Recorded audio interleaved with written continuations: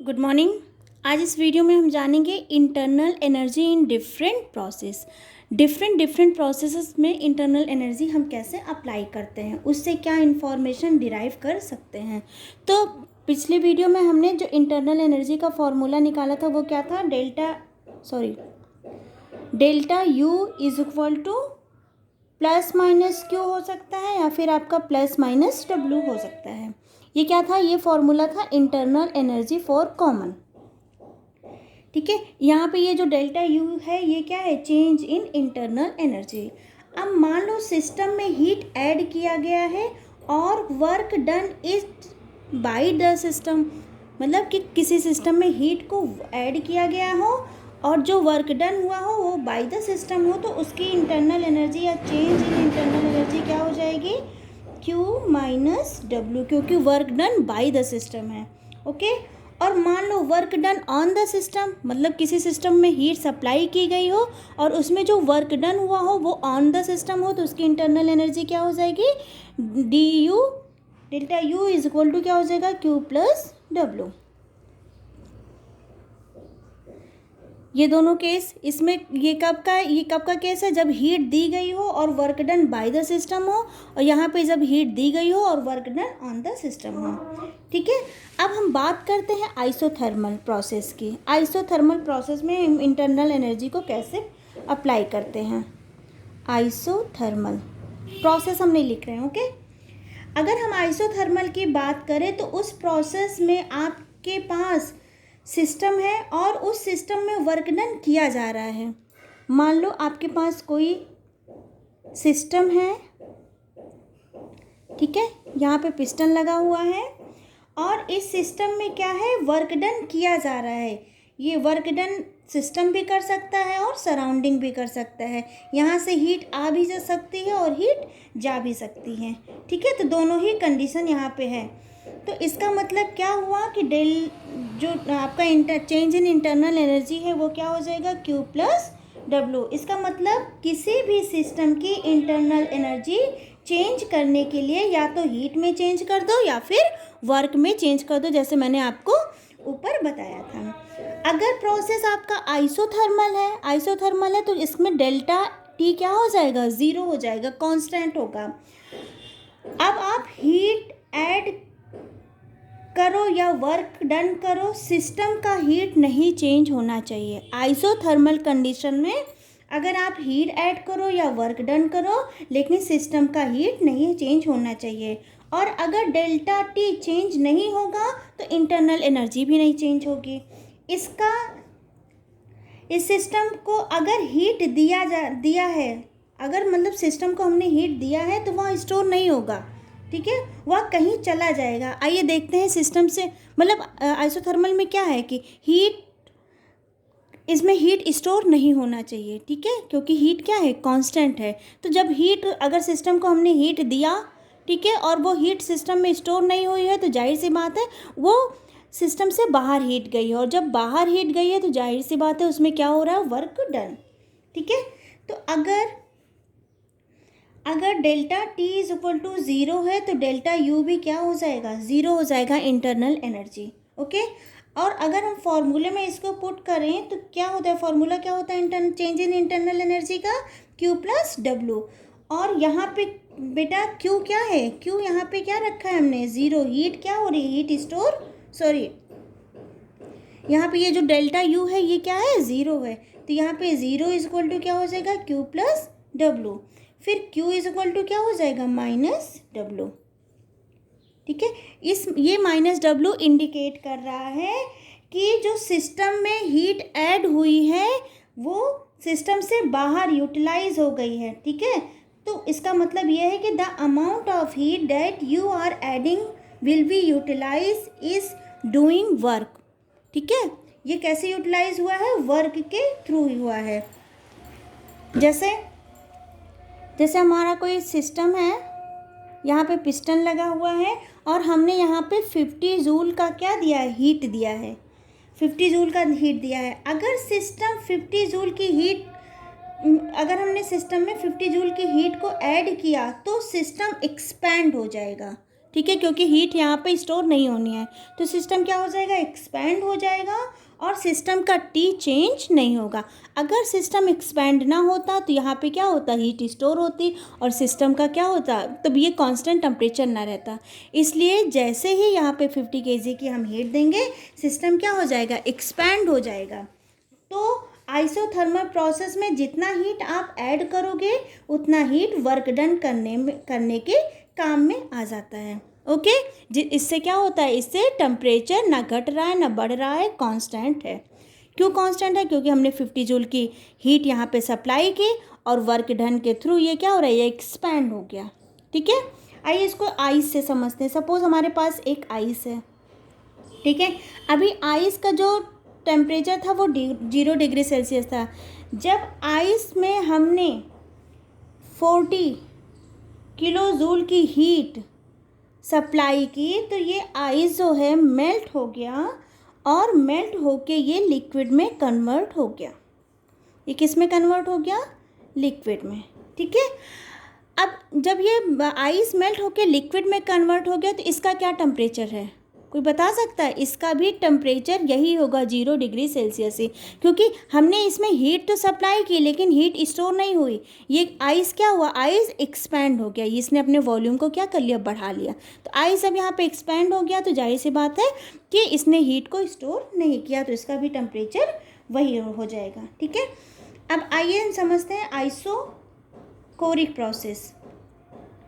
Isochoric process, okay. Isochoric process में देखते हैं, सपोज हमने एक सिस्टम लिया। आइसोकोरिक प्रोसेस में क्या क्या कांस्टेंट होता है, वॉल्यूम क्या होता है आपका, कांस्टेंट होता है। ओके, सपोज हमने एक सिस्टम लिया, यहाँ पे पिस्टन लगाया। ओके, अब यहाँ पे इसकी इंटरनल एनर्जी क्या है, पहले डेल्टा यू है। ठीक है, अब हमने यहाँ पे क्या किया है, हीट सप्लाई किया इस पिस्टन को। अच्छा, ये जो आइसोकोरिक प्रोसेस है इसमें क्या है, वॉल्यूम कांस्टेंट है, तो इस पिस्टन को हम यहाँ से लॉक कर देंगे। ठीक है, तो अगर हम इस सिस्टम को यहाँ से लॉक कर देंगे तो ये वॉल्यूम एक्सपैंड नहीं होगा। मतलब अब यहाँ पे क्या है, वॉल्यूम क्या हो रहा है, कांस्टेंट है। मतलब पिस्टन ना तो ऊपर जा रहा है और ना ही नीचे आ रहा है। तो जब पिस्टन ना तो ऊपर जा सकता है क्योंकि हमने यहाँ पे लॉक लगा दिया है और ना ही नीचे आ सकता है, तो यहाँ पे वर्क डन क्या हो जाएगा, यहाँ पे वर्क डन 0 हो जाएगा। ठीक है, तो अगर हम डेल्टा वी की बात करें तो ये तो कांस्टेंट है और जो डब्ल्यू है ये भी क्या है, ये 0 हो जाएगा, क्योंकि पिस्टन ना तो ऊपर मूव कर रहा है ना नीचे मूव कर रहा है और हम हीट बराबर सप्लाई कर रहे हैं। तो वर्क डन यहाँ पे क्या है, आइसोकोरिक प्रोसेस में वर्क डन क्या है, 0 है। तो अगर इसको हम फॉर्मूले में अप्लाई करें इंटरनल एनर्जी के, तो डब्ल्यू क्या है, यहाँ पे 0 है। तो delta U is equal to क्या हो जाएगा, क्यू प्लस 0। इसका मतलब delta U is equal to क्या हो जाएगा, क्यू। ओके, इसका मतलब जितनी भी हीट सिस्टम में जाएगी उससे वर्क डन तो नहीं होगा लेकिन इंटरनल एनर्जी बढ़ेगा, और अगर हीट बाहर आएगी तो minus Q and delta U भी क्या हो जाएगा, नेगेटिव हो जाएगा।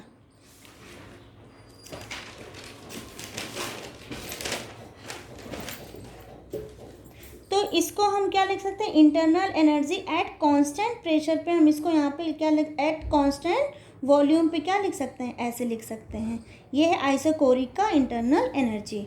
ठीक है, heat supply at constant volume. अब आता है थर्ड नंबर, एडियाबैटिक प्रोसेस।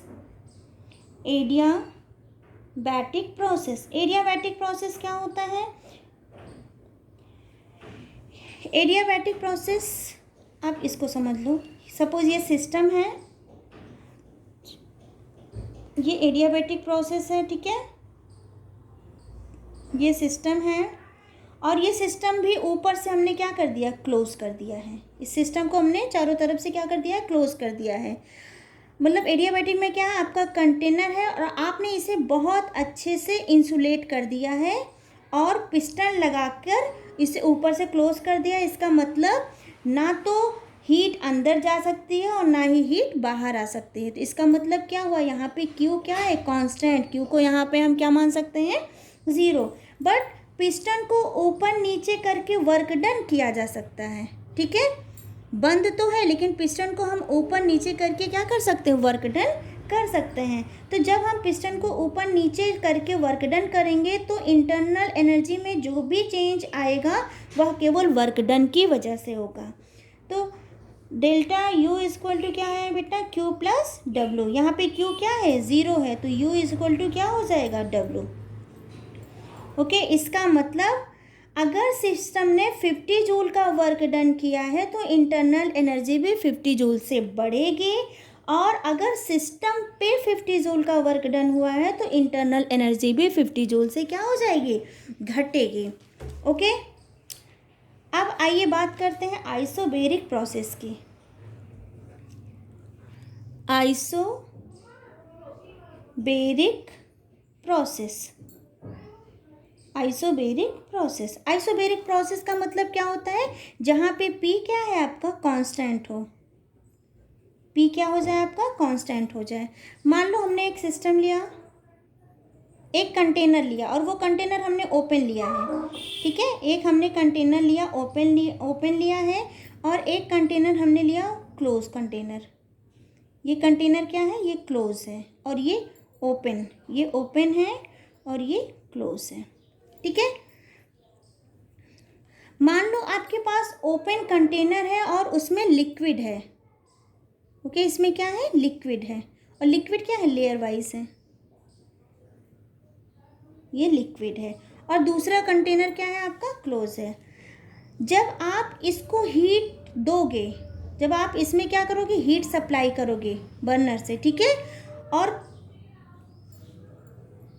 ये जो कंटेनर है, कंटेनर का जो एयर का प्रेशर है, यहाँ से एयर का भी प्रेशर है क्योंकि ये ओपन कंटेनर है, तो एयर का जो प्रेशर है वो लिक्विड के सरफेस के ऊपर एक प्रेशर लगाएगा। जो यहाँ पे एटमॉस्फेरिक प्रेशर है बेटा, वो क्या करेगा, लिक्विड के सरफेस के ऊपर एक प्रेशर लगाएगा। जब आप लिक्विड को हीट करोगे, हीट सप्लाई करोगे, तो सरफेस के मॉलिक्यूल्स ऊपर जाएंगे। ये जो सरफेस के मॉलिक्यूल्स हैं ये कहाँ जाएंगे, ये ऊपर शिफ्ट होंगे, ठीक है, ऊपर शिफ्ट होंगे, और ऊपर एटमॉस्फेरिक प्रेशर इसको क्या करेगा, अपोज करेगा। बात समझ में आ रही है। तो बाहर का जो एटमॉस्फेरिक है वो हमेशा क्या रहेगा, 1 एटमॉस्फेयर ही रहेगा, ठीक है। अब उसके बाद दूसरा लेयर भी जाएगा, दूसरा भी एटमॉस्फेरिक प्रेशर के कांटेक्ट में आएगा, और एटमॉस्फेरिक प्रेशर उतने ही प्रेशर से दूसरे लेयर को भी क्या करेगा, अपोज करेगा। फिर जब ये दोनों लेयर उड़ जाएंगे तो तीसरी लेयर भी जब ऊपर जाएगी तो इसका भी प्रेशर एटमॉस्फेरिक प्रेशर से क्या होगा, सेम होगा।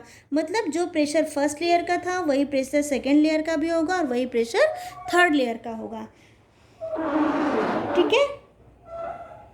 इसका मतलब जितना पहले वाले को वर्क करना पड़ा, मतलब जितना पहले वाले मॉलिक्यूल्स में जितना प्रेशर लगा उतना ही प्रेशर दूसरे में भी, उतना ही प्रेशर तीसरे में भी, और उतना ही प्रेशर चौथे में भी होगा। लेकिन अगर हम क्लोज कंटेनर की बात करें तो क्लोज कंटेनर में ऐसा नहीं होगा। मान लो यहाँ पे वाटर मॉलिक्यूल्स हैं, ठीक है, जब ये कंटेनर बंद है, ठीक है, और ये वाटर मॉलिक्यूल है, जब हम इसको हीट सप्लाई करेंगे तो इसका जो फर्स्ट लेयर है, इनको मतलब लेकिन जो क्लोज सिस्टम में क्या है, जैसे आपने फर्स्ट लेयर वाले को मतलब यहाँ से हीट सप्लाई की और ये फर्स्ट लेयर वाले एटम ऊपर गए, तो ये क्या करेंगे, ये रैंडम मोशन करने लगेंगे, ठीक है। फिर जब अभी इसका प्रेशर मान लो P1 था, जब सेकेंड लेयर वाला जाएगा, इसमें एटमॉस्फेरिक का कोई कांटेक्ट तो है नहीं, तो जब सेकेंड लेयर वाले मॉलिक्यूल्स ऊपर जाएंगे तो इनका प्रेशर क्या हो जाएगा, P2, मतलब प्रेशर क्या हो जाएगा, बढ़ेगा, इनको और प्रेशर लगाना पड़ेगा। जब ये थर्ड वाले जाएंगे तो ये और भी ज़्यादा यहाँ पे प्रेशर क्या हो जाएगा, प्रेशर होने लगेगा। मतलब ओपन कंटेनर में क्या है, प्रेशर आपका कांस्टेंट है, लेकिन क्लोज कंटेनर में क्या है, पहले मॉलिक्यूल्स को कम प्रेशर लगाना पड़ रहा है, दूसरे मॉलिक्यूल को ज़्यादा प्रेशर लगाना पड़ रहा है, और तीसरे मॉलिक्यूल को और भी ज़्यादा प्रेशर लगाना पड़ रहा है। तो ओपन सिस्टम को हम आइसोबेरिक सिस्टम कहेंगे, लेकिन ये जो क्लोज सिस्टम होता है इसको हम आइसोबेरिक सिस्टम नहीं कह सकते, ओके।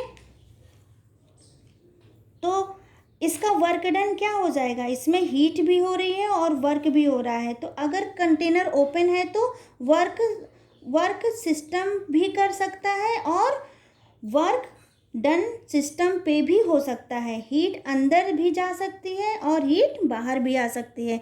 इससे क्या होगा कि जो चेंज इन इंटरनल एनर्जी है वो क्या हो जाएगा, Q प्लस W। ये है आपका आइसोबैरिक प्रोसेस के केस में। Thank you.